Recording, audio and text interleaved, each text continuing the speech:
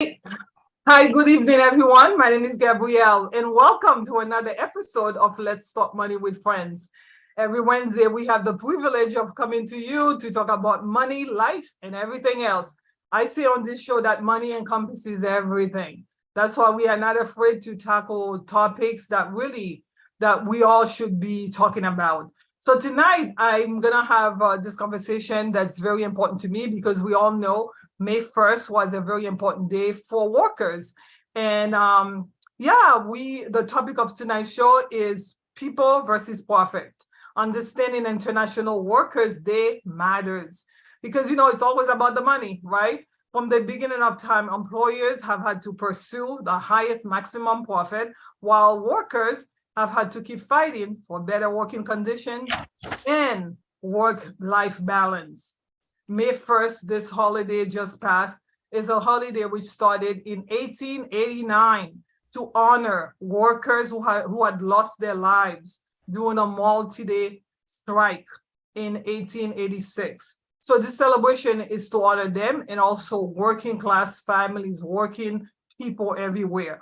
Unfortunately, as I was scrolling through Facebook and having conversation with different friends, I noticed that this holiday has become something that it wasn't meant to be. It has deviated so far from its original intent. That's why tonight I'm gonna have a great conversation with one of my favorite educators. She's on the show tonight. This is my high school teacher. Yes, my high school teacher is here tonight to really share and discuss why understanding the history of International Workers' Day matters and its relevance for today's workers. So without further ado, I would like to give my teacher, my friend for many, many years, Ruth Kifson, this opportunity to say hello, to introduce herself. And then we're gonna dive into this very important conversation of why it is important to understand International Workers' Day. Ruth, why don't you introduce yourself? Hi. Hi, everybody. Hi, Gabrielle. Hi. It's great to be here. Well, I live in Cambridge, and I'm a mother and grandmother and a lifelong teacher. I taught Gabrielle when she was in high school at Somerville High School. Yes. And then I moved into the community colleges, and I retired after 27 years at Roxbury Community College. And now I teach part-time at Bunker Hill, and I'm teaching literature. So Ruth, I know it took me a long time to start calling you by your first name. Yes. What you didn't tell people, and I wanted to briefly say, what you didn't say here, that you are an exceptional human being, because when I first came to this country as a youngster, and we really didn't know much about this country, you took us in and you really help us, guide us, and led us. And the person that I'm today, I think I've said it more than enough time on this show. The person that I'm here today is definitely because of who you've been to me as a friend, as an educator, as a teacher, God knows, there's so many ways I could describe you. So I'm so excited that you're here tonight, because when I was thinking about why so many people are celebrating this holiday in a way that it wasn't meant to be, I should have a conversation about this holiday. And then the very first person I thought about, I was like, oh, let me call my teacher. And then when I called you, you're like, yeah, definitely, you would love to have this conversation tonight. So why don't we start with, what is May Day? Why May 1st should be important to us as people? Okay. So not the history, but just about the holiday. Okay, Correct. May Day is International Workers' Day, and it's celebrated all over the world. It's celebrated on every continent by probably half the countries in the world or more. And it's been celebrated for over 100 years. And nobody really, most people today don't know the history of where it came from or what it represents.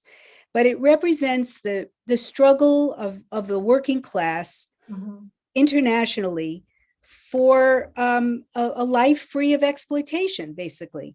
Yeah. It represents the fight against racism, the fight against police terror and murder. It Mhm. represents the fight against sexism, Mhm. against wars for profit, like Mhm. what's happening in Ukraine. It Mhm. represents the fight for liberation, really, for working class people. Yeah, liberation is so important because, to talk, maybe we should share a little bit about the history. I had briefly mentioned Sure. that the holiday it started in 1889, but it was because of an event that happened in 1886.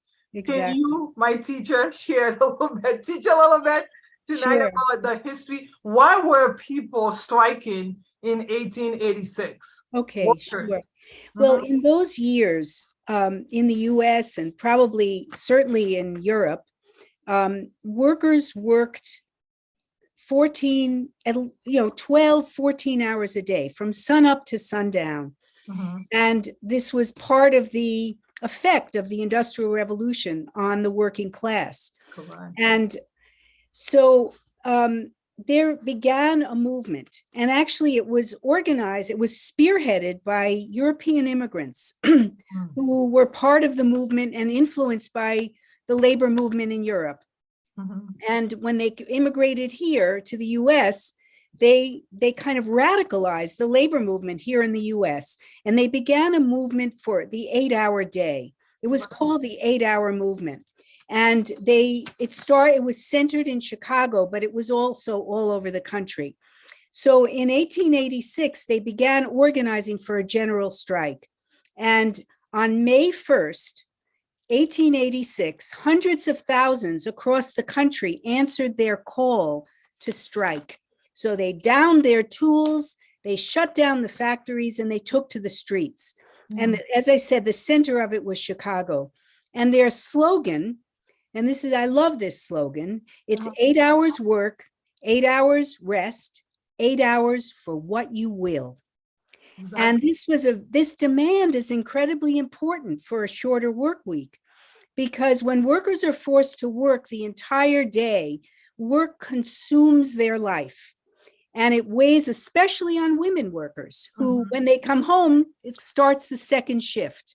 Correct. So workers also need time to think, to be creative, Yeah. to read, and to think about how they can win more in their lives, for their hearts and souls.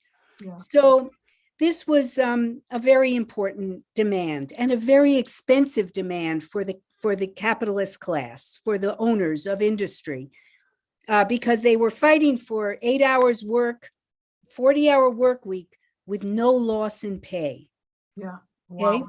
Yeah. Not only was it So expensive, then, no, I yes, was thinking not only was it expensive for the capitalists, but also it was costly for that very strike was very costly for the working class because yeah, several people lost their lives, including 4 gentlemen who actually were hung. So can you share a little bit more about that? Yeah. sure.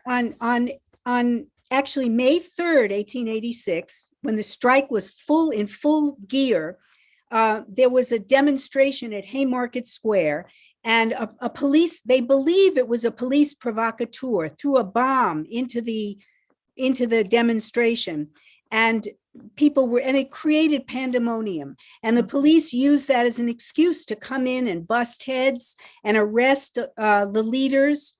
And after some weeks after the trial, 4 of the leaders were slated for the gallows. They were going to be hung. Mhm. And anyway, that let me continue. I know we're gonna read that quote, but Yeah. um, the Second International, which was a socialist and communist organization that met in Europe with 100, I think it was 21 countries participated, parties from 21 countries. They declared worldwide demonstrations to be on May 1st, Mhm. 1890. That's what I have. I know you said 1889, but I have 1890. And it was the very first May Day to commemorate these martyrs from Chicago and Mhm. celebrate the militant 8-hour movement. And it became then an annual celebration of workers' power and a thorn in the side of the capitalists Yeah, everywhere. everywhere. And yeah. And Yeah. So when I was growing up, so we'll talk about maybe before I said that, I talk about that. Again, the cost. We've had conversation about feminism or even the women, the women movement. It's so important to understand that as we, into 2023, everybody has had to pay a price in order for us to be able to move forward. Like today, you have 8-hour workday. Even child labor was one of the demand of children going to school versus coming to work. So there are always fights. Workers have had to fight, as I said earlier, for everything. And I posted a picture online showing, like, in the pursuit of maximum profit, many times at the risk. The picture shows like this one worker falling off because of the fact sometimes corporations are not thinking about you. You have to think about you. And the only way you can think about you is by organizing and asking and demanding. So one of the 4 men who lost his life, during this strike or as a result of this strike, stated something very powerful, and you had shared it with me last night. And I would like for you to share that quote, because when you shared it with me, I immediately said, wow, it reminded me of a quote by Toussaint Louverture, who was a general in the Haitian Revolution. And I believe I printed that quote. If not, I have it here. So yeah, go ahead.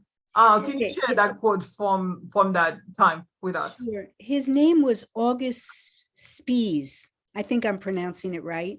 And he said, as he was right before he was hung, he said, if you think that by hanging us, you can stamp out the labor movement, the movement from which the downtrodden millions expect salvation, if this is your opinion, then hang us. Here you will tread upon a spark, but there and behind you and in front of you and everywhere, flames will blaze up. It's a subterranean fire. You cannot put it out. Yeah, you cannot put it out. And in other words, like when I heard this, the first thing I thought about, as I said, Toussaint Louverture, when he said, I was born a slave, but nature gave me the soul of a free man. And he said, in overthrowing me, you have done no more than cut down the trunk of the tree of the Black liberty in Saint-Domingue. It will spring back from its roots because they are numerous and deep. And I remember as a Haitian growing up in Haiti, learning history, the very idea of the roots are numerous and deep, and that people from generation and generation will continue to stand up for what is right, because many of us were born with the soul of a free person, and we know what is right. We know justice from injustice, and in so many ways we have to keep standing. That's why for me, this holiday, yesterday you mentioned like in Cambridge, there were rallies, and I went to a rally in East Boston this Monday, because to me, it's very important that workers everywhere understand the true meaning of the holiday. Unfortunately, that's not the case in so many countries, right? Even a country as militant as Haiti, many of my compatriots seems to be celebrating the holiday as they even call it Jour du Travail, almost like work day. It's not about the workers, it's more about the work that's being done. And also too, their focus is on the agricultural aspect of it. So it's almost like I was saying to you, Ruth, right? You go to a wedding and everybody's having fun, the party's off the hook, the party's fine, the food, the dancing, the music. Everybody is thinking that the wedding was about the party, the food, and the music. It's never about the party, the food, and the music. It's about the commitment that these two people have made together. That's why it's so important to understand the idea of May 1st, the holiday, and May Day. It's the commitment, the fight, and then the party, the fun, and all that stuff is good. But in Haiti and so many countries, why has it turned this way? What I has would say deviated so far from the its main original intent? the main country that lost, I mean, most people think May Day started in Russia, Mm-hmm, but the fact is it started in Chicago, right in here in the United States. mm-hmm, And but when the US was trying to kind of distance itself from the communist and socialist movement and leftist politics, it invented Labor Day, mm-hmm. and made it a national holiday in September. It's a bit- And they wanted to draw workers away from an explicitly anti-capitalist militant holiday. And Correct. that's happened all over the world. Yeah.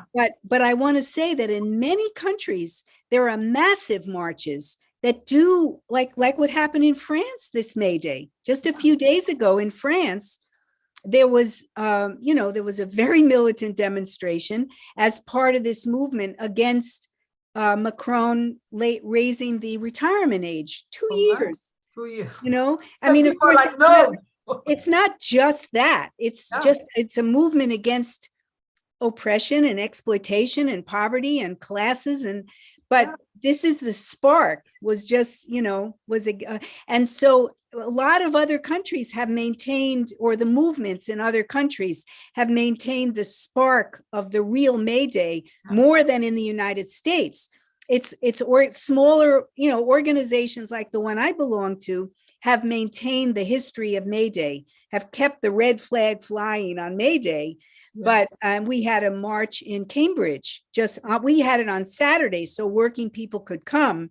Yeah. The Saturday closest to May 1st, and it was against the police murder of a young Bangladeshi young man, Mhm. a UMass student, by the police in Cambridge. And Wow. the city government of Cambridge is covering it up. They've refused to release the name of the police. He's on paid administrative leave, and they've also have organized this exceedingly long investigation, which smells of a cover-up. So we had our May Day we marched to Cambridge City Hall, and there were other May Days in Boston. But I'm just saying that there used to be 250,000 people marching in New York City as late as the 1940s. But then the United States, made a conscious effort to distance itself, and take the heart out of May Day and make it just, like dancing around the maypole.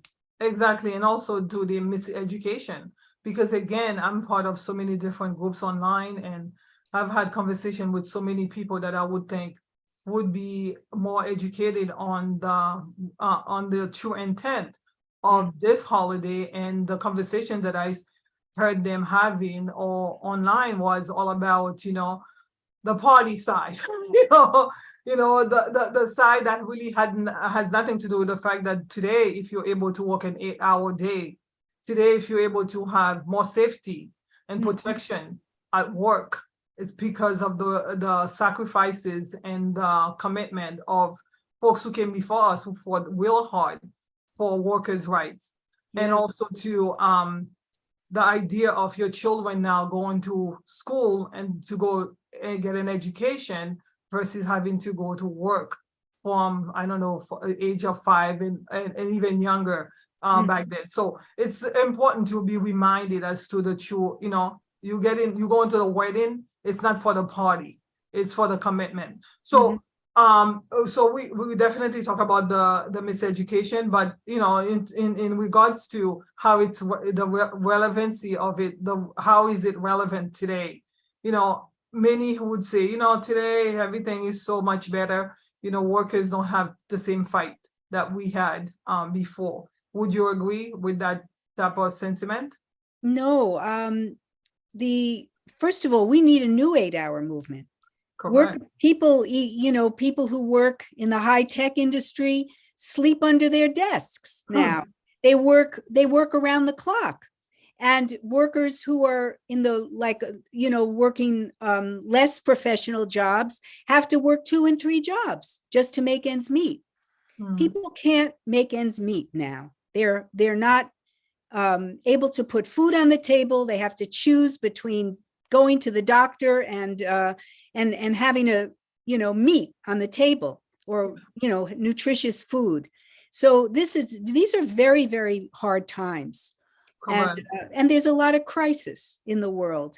And Yeah. I think most people are very aware of that, you know? Yeah, and there are some places that do talk about the work-life balance, but it seems to it's become a luxury because not everybody can even think about that when the cost of housing in a place like Boston, Massachusetts is so high, and Mhm. your average family cannot even afford to rent an apartment That's right. close to where they live.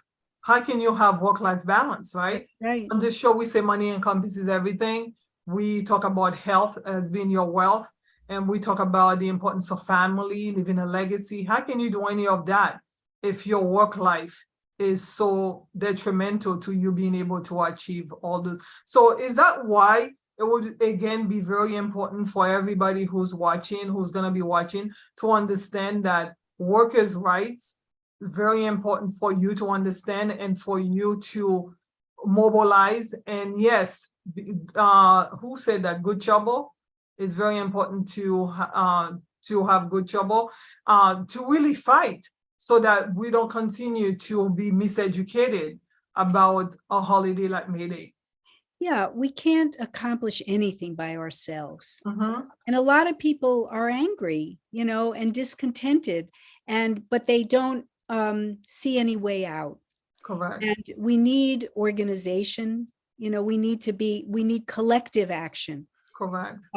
because, you know, as individuals, we are powerless, but when we unite and work together, we have a lot of power because we're the ones that make the whole system run. Correct. We produce everything, we make everything work.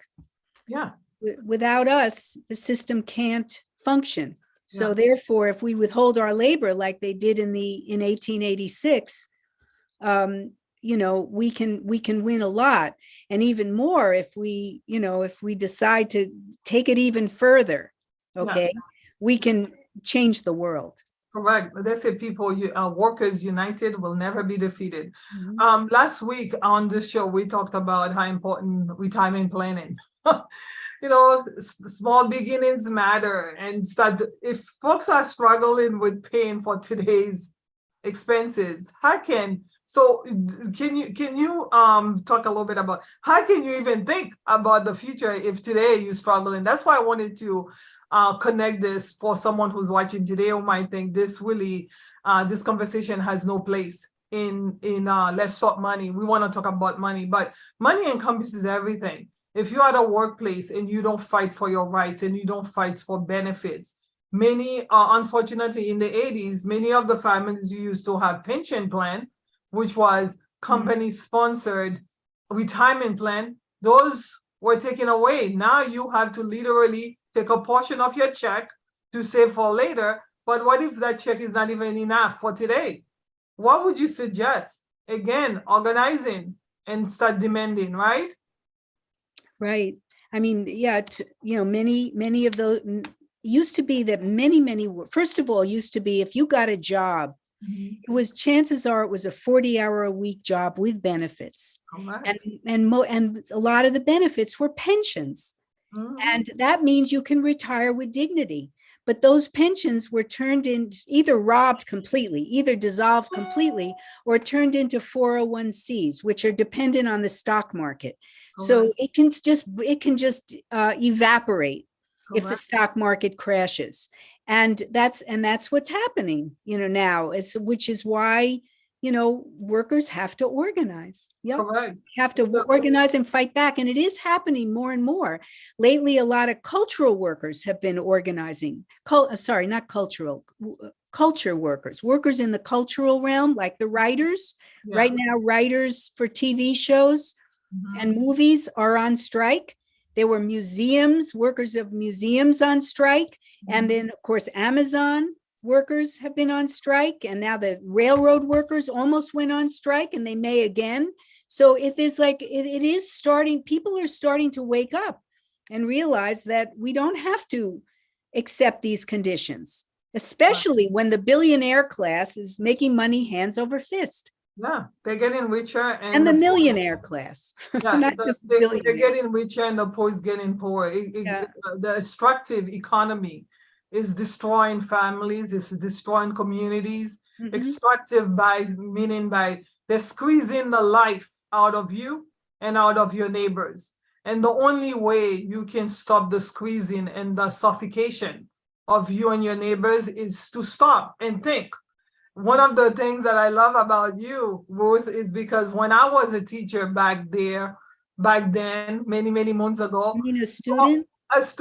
yeah, You student, said, not a teacher. When I was a student many, many months ago in your class as my teacher, you really got us to think about issues that were happening around us. I remember one of the clubs that you led was the social issue club, the club that really got us to say, what's going on with administration? How they're treating the black and brown students. Here you are, a white woman, but you were concerned about the black and brown kids who were just coming in the neighborhood at the time. I think we had 10 black kids in the school at the time, right? I And don't know, was it? yeah, there were not that many, 10 or 15. And now it's a lot more, of course. Somerville has become more diverse and stuff. But at the time, I mean, I remember 4 years at the high school, I only had two other black kids in my class after I left the Really? ESL program. So I remember you asking us to question, to ask, why is this happening? What can I do to be part of the solution? That's why I think I was either the president or the vice president of that club, and I got involved. And even today, I'm still involved in my community. I know what's happening with my neighbors because of the fact that I was taught that. But unfortunately, not only the miseducation in school with highly educated, college graduated friends that I have on social media, we're talking about May Day as if it's a cultural activity, but you also have the miseducation where kids have not been exposed to how important it is to be part of community and to be part of social justice. What would you say as a teacher to someone who's watching right now? Well, I mean, I think it's very intentional. It's a way to control us. They rob us of our history. And when I say us, I mean working class people. Correct. They not just black and brown, but the Mhm. working class. Of course, black and brown more. Mhm. It's disproportionate, but it's the working class gets robbed of our history. So we don't know all the examples of multiracial unity, for example. We don't know about John Brown, who organized a multiracial band to basically it started the Civil War in the United States. There's so many things that we don't know about Mhm. because they really choose our heroes for us, and Mhm. they rob us of our history. So now, what was the rest of your Oh, question? you I'm say they sorry. choose the hero. Why the miseducation and also the lack of exposure? It's almost like we are, Yeah, my mother called it zombifying. We, yeah, that's a we, good word. we have created, especially with social media and people flipping through Mhm. what I would call nonsense all the time. Now, I'm Right. guilty too. I do watch those funny videos, but there's a lack of concerted effort to educate and inform and bring people out to get involved. And it's been happening since the, I don't know, maybe 70s. So why, or even earlier? So Yeah, it's always, frankly, yeah, Gabrielle. They distract us, and they push individualism. you correct. know but they I remember there was somebody said once, and I tried to always remember it, that Mhm. Americans are the most entertained and least informed in the world. And I think that's probably true. Yeah, you know yeah. where my husband's from, a little village in Tanzania, they know more about what's happening in the United States Mhm. than many Americans do.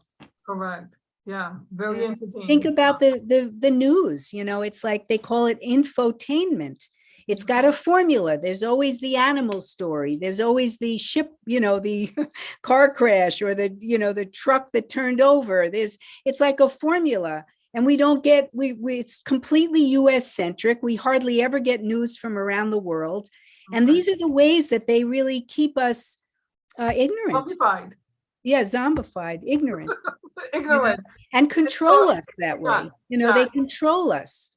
yeah. So the media is a part of the state apparatus, really, that's intended to, Yeah. Yeah. to maintain power for those who have it. Correct. So it's very important on Let's Talk Money with Friends. I believe, and I will stand strongly on my belief that money encompasses everything. And if you do not know what you need to know, you are always going to be chasing money when money should be chasing you. And that by money, meaning like the life you ought to have. And the only way you can have a life, health, you can have a life that is really meaningful for you, your family, and your communities, for you to understand what's happening around you. And the idea of individualism is something that is being taught, that's being encouraged, because again and again and again, if you know what's plaguing, what's hurting your neighbor, and you together decide to stand up and do something about it, guess what? You'll be too powerful. So I will encourage all of you who are watching today to really dig deeper. We say we've been entertained, but someone told me not too long ago, your show is nice, but there are a million other shows like this. I said, really? The library is nice with a million other books, but how many times have you gone this year? Mm-hmm. It's very important to really make the concerted effort to inform yourself, since it's not going to be done for you. How would somebody who's sitting here again, because I believe somebody's watching and somebody's saying like, you know what? I really don't know enough about this. I really don't know enough about that. They're right. I've spent too much time flipping through my Facebook page and I have not done enough to really learn about what I need to learn, because when I look at my retirement account, I have no money. And I'm wondering, is it because I haven't done enough to build it up, or should it have been available for me when I'm retired, since I've been working for 20, 30 years already? Mm-hmm. If you'd like to learn more and do you like to get involved in your community, what would you suggest? What is one thing that somebody can do to get involved and learn more? Well, there's lots of alternative news out there, mm-hmm. and websites and opportunities, that present opportunities for people to get past, the propaganda that is there to numb us and divide us and distract us. There are lots of alternative news sources, and you do have to dig for them, though. They're not going to knock at your door. Yeah. I could put a few up there, maybe in the chat. And they have your email too. We have your email. Definitely, if you would like to learn more, I know I'm always learning more from you. That's why I stayed connected all these years. Definitely email Ruth if you would like to, because I know one of the things that you do in Cambridge in your community, you volunteer at the library, you do so many different things so that you can get in the community. The first thing is to get in your community so that you know what's happening to your neighbors, and so that they can know what's happening with you, correct? Yeah, I think there are a lot of, you just have to really look for, like, for example, the work you do, Gabrielle, with, against evictions. Correct. There's that's very important nowadays, against evictions and against the rent hikes being raised. And there are organizations that are addressing that. And also refugees, the Boston is getting more than well, I shouldn't say it that way, but a lot of refugees are coming to Boston and are not being served. So there's all kinds of issues, and when anybody goes on strike, any group of workers go on strike, we should be out there supporting them. Correct. I know. Yeah. Out there. And we, something I wish I had said more about is racism, because that's one of the big ways that they keep the working class weak, by dividing us. And that's something we have to reject. We have to, anytime we see any evidence of racism or sexism, we have to speak up, whether it's in our families, whether it's in our workplace. We have to say something. We have to stand against these very, they're anti-working class ideas that are not just morally wrong, but they're also against the interests of all of us, because they keep us divided and weak. Yeah, as working people. Definitely, they're tools. That's why I always say I love everybody, and I'm able to interact and I just enjoy. I remember years ago, and I'll share this, and I'll close with that. I remember years ago when I was 14 years old when I met you, and you were living in Somerville in a townhouse. And that townhouse, that was a long time ago. I'm not gonna say how many years ago, but it was so long ago that maybe there were one other Black families in that community, right? But this Indian family came and moved in. It was a townhouse. They bought the house. And because of the smell of their food or something that was happening, people in the neighborhood started to ostracize them or to discriminate against them. And I remember vividly as today, you came out and said, no, I want to be friend with this family. I want to make sure that the experience in the community is a great experience. And you came out and became friends with them. And I think the kids are now older now.